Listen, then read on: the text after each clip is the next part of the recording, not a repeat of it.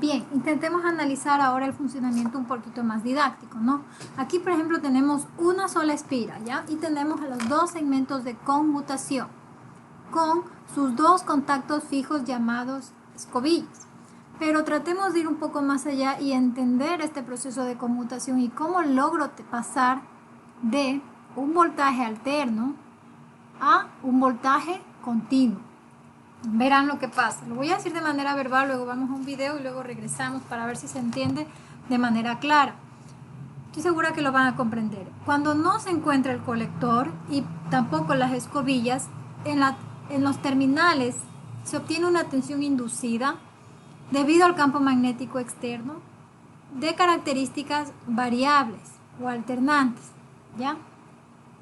Sin embargo, cuando está ubicado el colector, ¿ya? Cuando se encuentra el colector, este, junto con las escobillas, cortocircuitan cuando la señal pasa por cero. De esa manera, en el siguiente ciclo, el lado de las escobillas recolecta solamente la información positiva y el lado de la escobilla negativa recolecta solo la información negativa. De esa manera obtiene siempre una tensión continua, ¿ya? Vamos a ver el video y regresamos para ver si se logra entender. Veamos.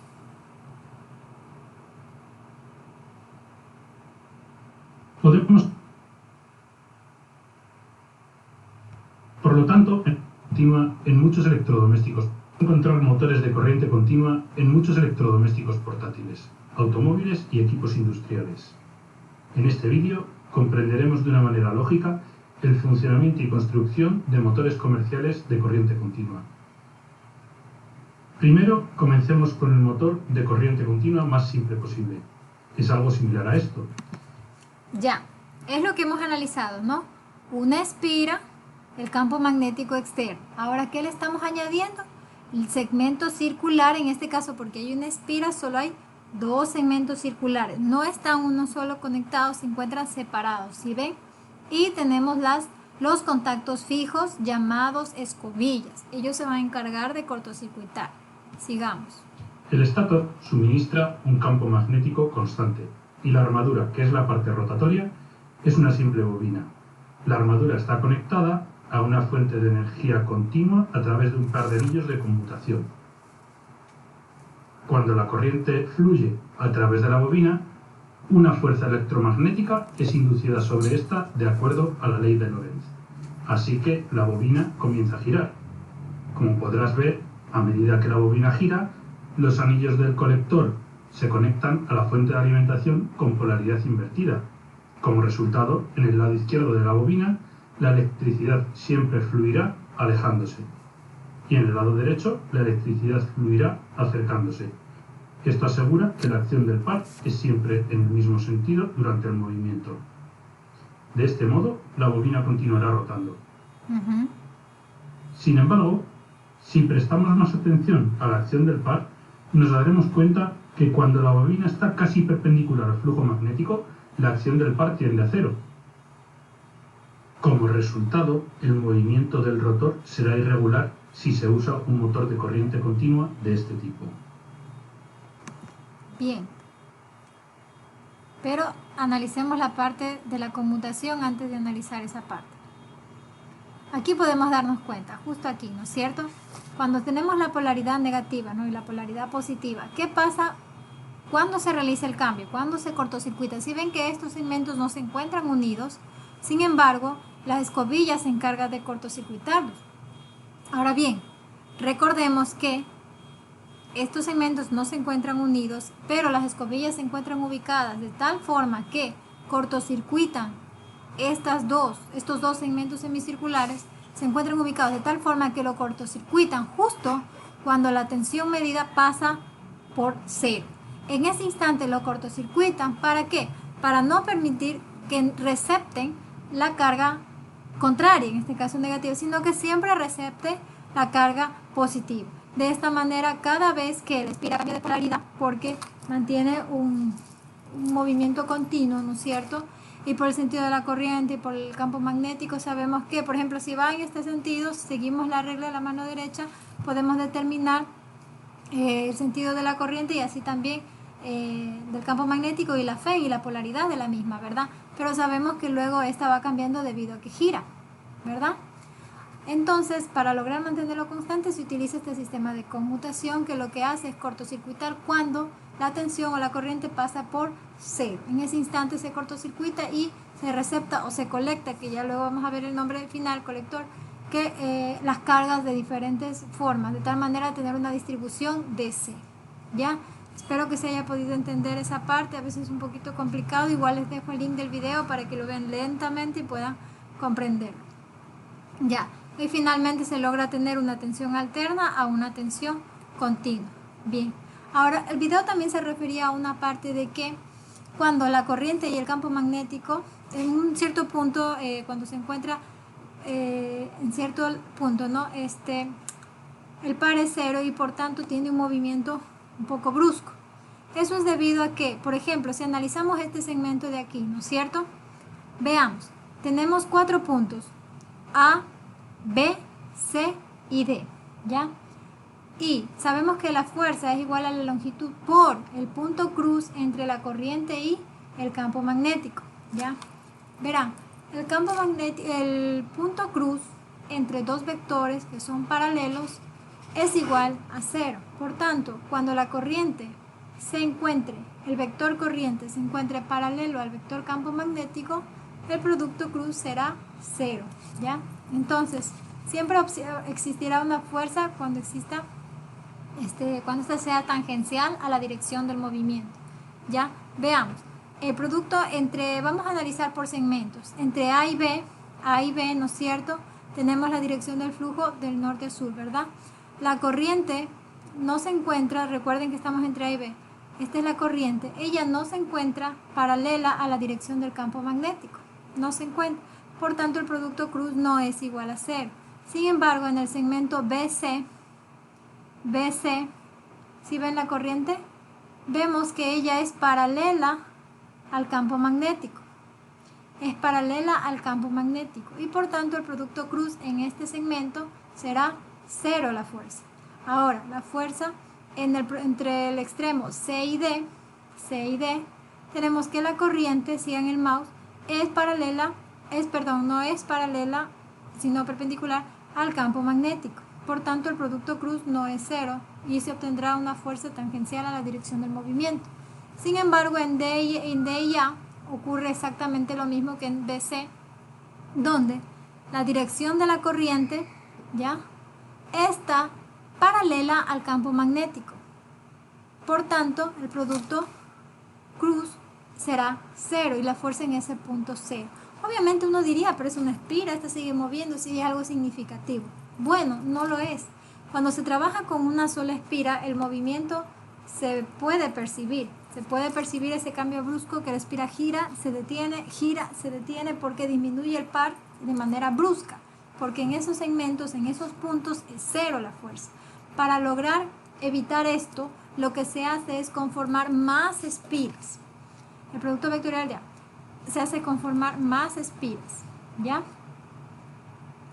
Veamos otra vez el video ahora con este conocimiento. La referencia es de Jesús Gregorio González Astilleros, por si acaso, ya para los que quieren mirarlo. Ahí les dejo la referencia del video. Podemos encontrar motores de corriente continua en muchos electrodomésticos portátiles, automóviles y equipos industriales. En este vídeo comprenderemos de una manera lógica el funcionamiento y construcción de motores comerciales de corriente continua. Primero, comencemos con el motor de corriente continua más simple posible. Es algo similar a esto. El estator suministra un campo magnético constante y la armadura, que es la parte rotatoria, es una simple bobina. La armadura está conectada a una fuente de energía continua a través de un par de anillos de conmutación.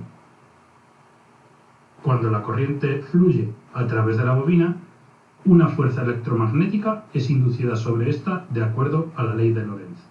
Así que la bobina comienza a girar. Como podrás ver, a medida que la bobina gira, los anillos del colector se conectan a la fuente de alimentación con polaridad invertida. Como resultado, en el lado izquierdo de la bobina, la electricidad siempre fluirá alejándose. Y en el lado derecho, la electricidad fluirá acercándose. Esto asegura que la acción del par es siempre en el mismo sentido durante el movimiento. De este modo, la bobina continuará rotando. Sin embargo, si prestamos más atención a la acción del par, nos daremos cuenta que cuando la bobina está casi perpendicular al flujo magnético, la acción del par tiende a cero. Como resultado, Pero no es por la corriente que circula aquí, es por la corriente que circula en el segmento de AB, del que se encuentra paralelo al campo magnético, ¿ya? En ese sentido, lo que ocurre es que el producto vectorial es cero, ¿ya? movimiento del rotor ¿Ven? será irregular si se usa un motor de corriente continua de este tipo. Eso ocurriera si tuviésemos una espira. ¿Por qué? Porque inmediatamente aquí hay una fuerza, pero en un punto se detiene porque la fuerza llega a ser cero y el par también. ¿Ya? Entonces hubiera un movimiento irregular. Para evitar eso, lo que se hace es lo siguiente.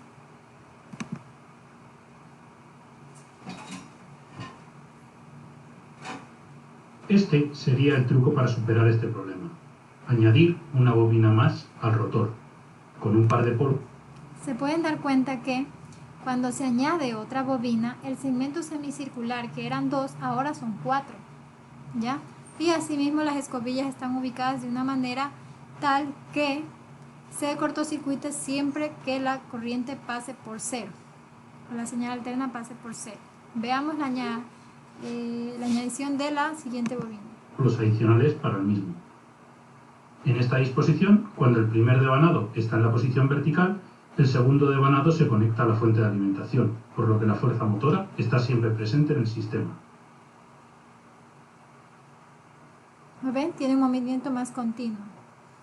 Además de ello, cuantos más devanados, más suave será la rotación del motor. Y por tanto la señal será más continua también la que recepta. Fíjense bien que ahora los segmentos circulares, debido al número de bobinas que se añadieron para poder tener un movimiento continuo y no ese movimiento abrupto dado por el producto vectorial entre la corriente y el campo magnético, para que ya ahora ya es más continuo porque se añadieron todas estas, se obtienen segmentos de conmutación varios, ¿sí ven? Por cada bobina existe un par. A este es lo que se le llama colector, que está formado por varias delgas, que son estos pequeños espacios, ¿sí? Y las amigas escobillas que se encargan de receptar toda esta tensión, tanto positiva como negativa, la carga en sí. En un motor real, los devanados de la armadura están arrollados en los huecos de capas de acero laminado de alta permeabilidad magnética. Esto mejora la interacción del flujo magnético. Eso ya lo vamos a ver. Los muelles de las escobillas del colector de delgas ayudan a mantener el contacto con la fuente de alimentación. En motores muy pequeños de corriente continua se usan imanes permanentes. Lo más habitual es el empleo de un campo electromagnético. La bobina que genera el campo electromagnético se alimenta desde la misma fuente de alimentación de corriente continua.